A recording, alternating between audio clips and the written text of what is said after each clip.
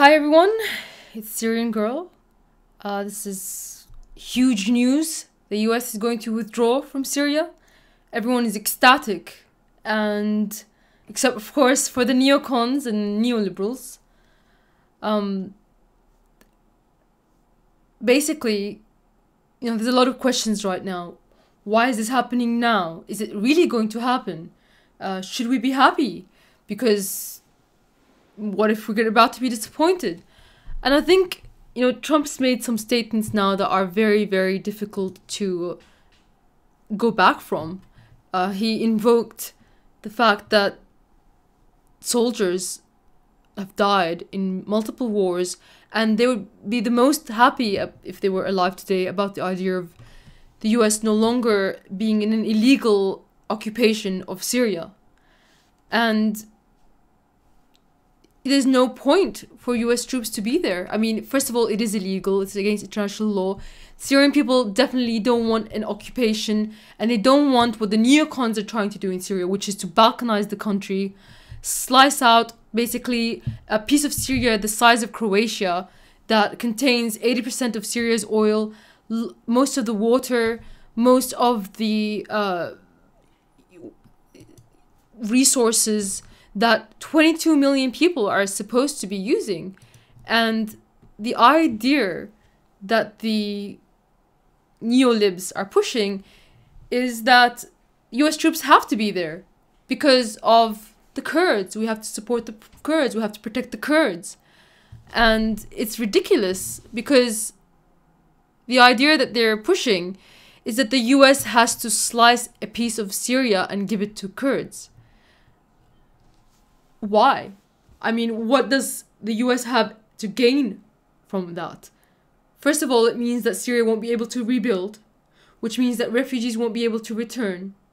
And what kind of a humanitarian would want to give the oil wealth and the resources of 22 million people to only 1.5 million of its population? Based on what? So what's going to happen now is one of two things. Either the Kurdish militias come to their senses and work with the Syrian army to reunite Syria and hand over the land and the infrastructure, or they're going to cause a Turkish invasion, and in their lame attempt to fight the Kurds, they're going to end up running for the hills and granting Turkey control over a large part of Syria. So even though we should be very happy about the US withdrawal, and I'm talking about both Syrians and Americans, we should both be very happy about a US withdrawal and support it. This is not the end of the line, at least for Syria. Syria is still going to have to face Turkey, which is part of NATO.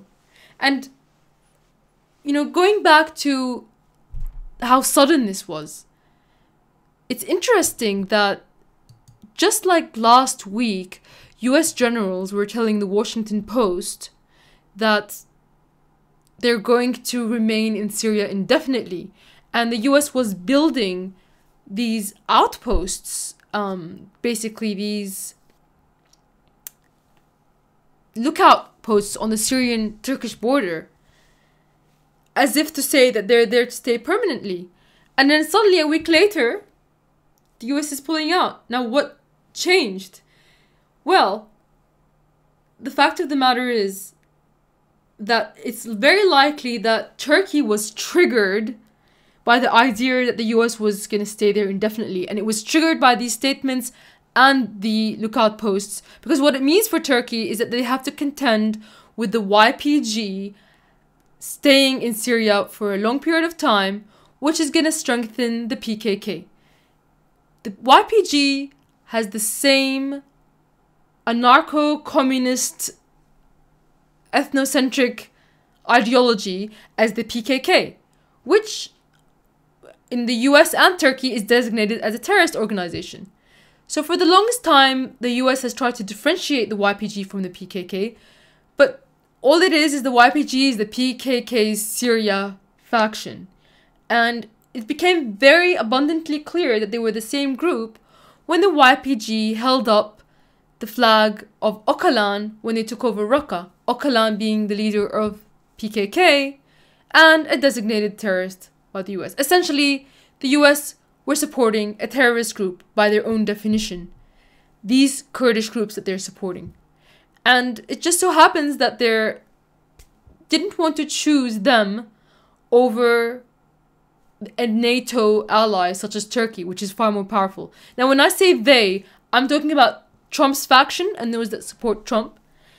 They know that if the US troops were to stay and Turkey invades, things are going to get far, far worse. I mean, the US position right now is already untenable.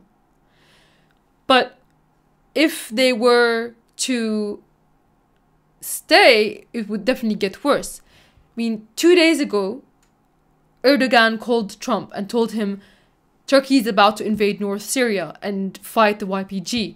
And if US soldiers are in the way, then they're going to get hurt. They're going to get caught in the crossfire. At the same time as this happening, like around the same week on the 11th of December, the Russians installed S-300s in Deir ez-Zor, which means that the US's air supremacy in the area was threatened. And the Syrian army, at the same time as that, was massing on Al-Tanf border crossing, which is in the south of Syria. So you had a threat from the north, a threat from the east, and a threat from the south. Basically, there was no way that the US troops being there would be safe.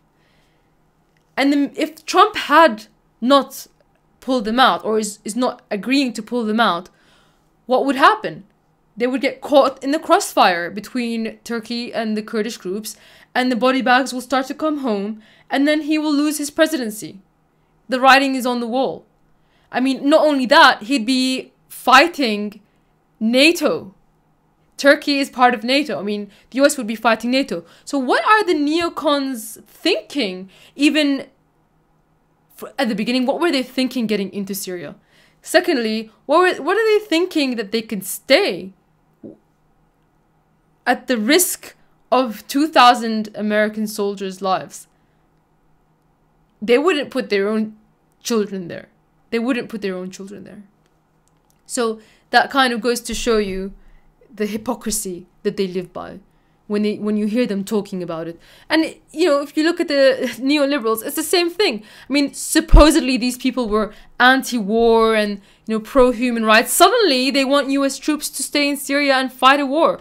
Where are they fighting the war? Why? Because they want to carve out Syria and decide who gets what land?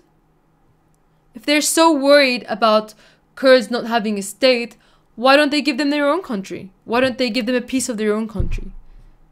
You would never hear them say that. And of course, if you know anything about the history of the Kurds, you know that they don't have their own state because they never built one. They were a nomadic group, just like Bedouins and Gypsies. They're an Iranian-speaking group that originate from Iran, so they do have an original homeland.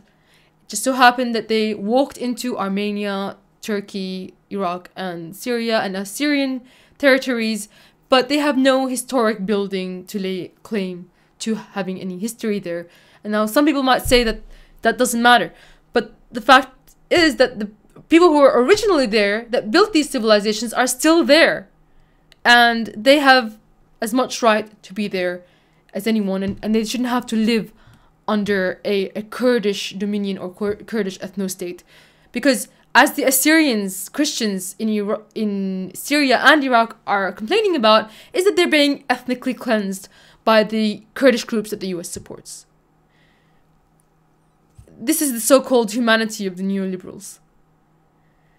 I really hope that we do see this US withdrawal. I will be cautious about it because the last time this happened, of course, when Trump announced that the US is no longer going to pursue regime change in Syria in 2017, there was a chemical attack. And suddenly his whole position was flipped around and he was attacking Syria. So maybe we will see a false flag. It will be very obvious if we do. But I have doubts, but we should be cautious. And I hope that you will continue to support us and observe what's going to happen. If the US does, pull out, it may still be funding groups from a distance. We don't know for sure if it even will. So I thank you for your continued support.